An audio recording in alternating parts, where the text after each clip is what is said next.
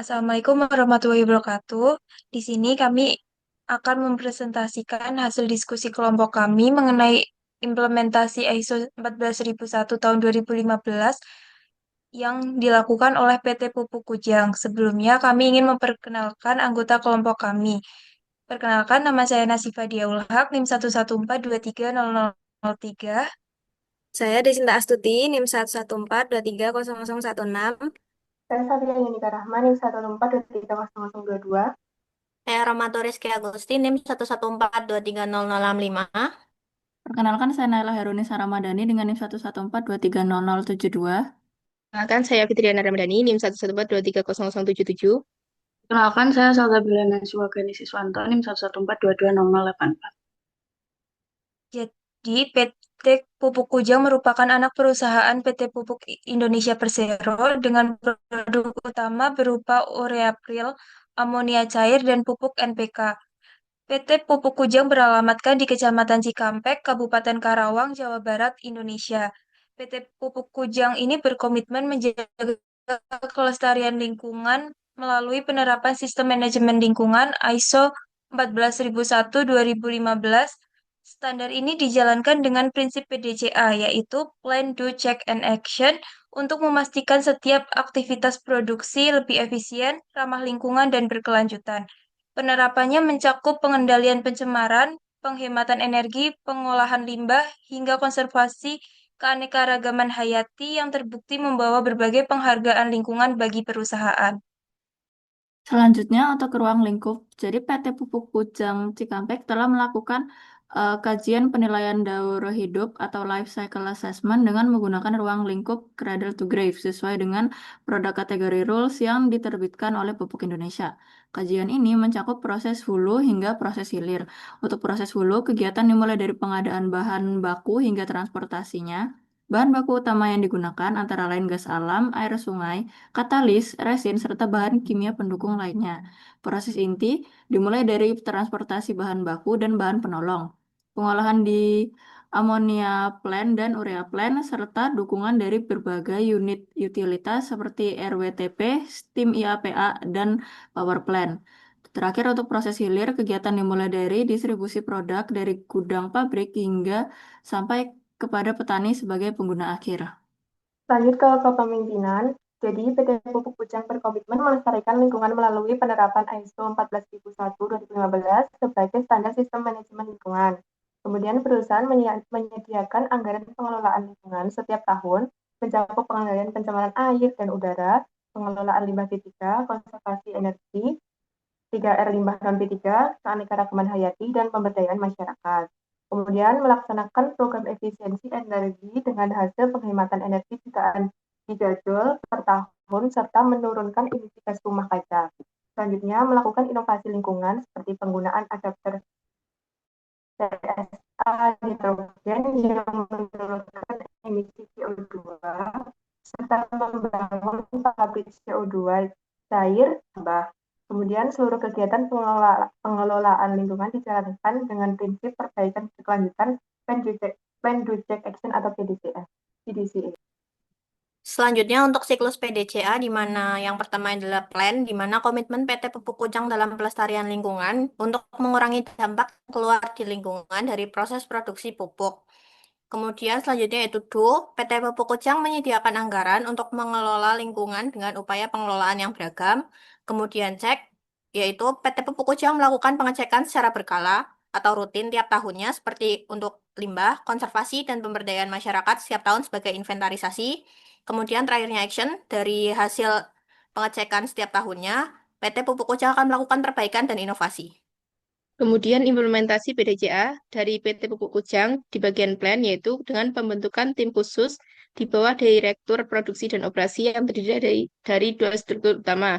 Yang pertama yaitu tim konservasi sumber daya yang terdiri dari tim konservasi energi, tim pengurangan pencemaran udara, tim pengurangan dan pemanfaatan limbah B3, tim 3R limbah padat non B3, tim konservasi air dan penurunan beban pencemar, dan tim keanekaragaman hayati. Selanjutnya untuk tim kedua yaitu tim pengembangan masyarakat yang terdiri dari tim tanggung jawab sosial pengembangan masyarakat dan tim kebencanaan. Kemudian untuk dunia, BPT Pupuk Kujang memiliki 6 program, yaitu efisiensi energi, yang mengganti sistem metode reduksi katalis dari yang sebelumnya menggunakan gas alam, dilakukan substitusi dengan gas nitrogen. Kemudian untuk yang kedua, pengurangan emisi dengan penambahan unit pabrik produksi CO2 cair untuk memanfaatkan gas CO2. Untuk yang ketiga, program unggulan 3R limbah B3 dengan pengurangan limbah resin bekas saat loading dengan penampung resin sementara. Yang keempat, efisiensi air dengan implementasi teknologi ramah lingkungan berupa biofiltrasi menggunakan media nanokarbon berbahan jerami padi. Program kelima yaitu program Bank Sampah Latanza dan program keenam yaitu program Kampung Nanasku atau pemanfaatan limbah kulit dan buah nanas menjadi pupuk cair organik. Implementasi PDCA yang selanjutnya yaitu bagian cek.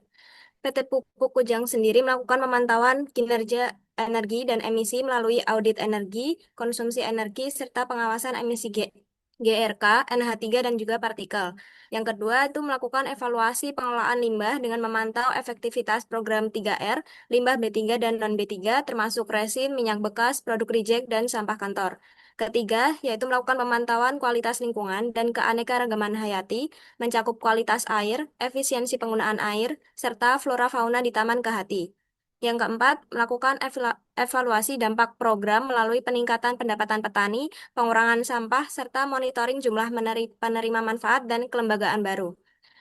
Nah, selanjutnya yaitu implementasi PDCA bagian action. Yang pertama, melakukan inovasi dan modifikasi proses produksi seperti optimasi steam kujang 1B, penggantian katalis dengan nitrogen, adapter bushing valve on or off, serta pemanfaatan reuse steam condensate. Yang kedua yaitu melakukan pembangunan fasilitas dan teknologi baru seperti pabrik CO2, cair, inovasi tapir untuk resin, bantalan pemisah poros rotor, dan penerapan check Weiger system. Yang ketiga yaitu melakukan pengelolaan limbah dan lingkungan melalui daur ulang sampah organik, modifikasi adapter bushing untuk mengurangi limbah majun, pembangunan taman kehati, serta bank sampah dan koperasi pertanian. Yang keempat yaitu melakukan pengembangan produk dan program pemberdayaan masyarakat seperti pupuk NPK Hayati, program Kampung Nanasku, serta pemantauan dampak peningkatan kesejahteraan petani. Kemudian untuk implementasi sistem manajemen lingkungan, yang pertama itu PT Pupuk Kujang itu melakukan pengendalian pencemaran air, di mana PT Pupuk Kujang akan mengelola air buangan menggunakan IPAL agar sesuai dengan baku mutu, kemudian baru dibuang ke badan air.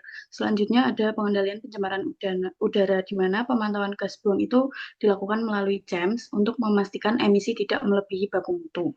Kemudian ada pengelolaan limbah B3, di mana biasanya PT Pupuk Kujang itu akan menyediakan tempat penyimpanan sementara untuk limbah B3 sesuai dengan peraturan yang berlaku.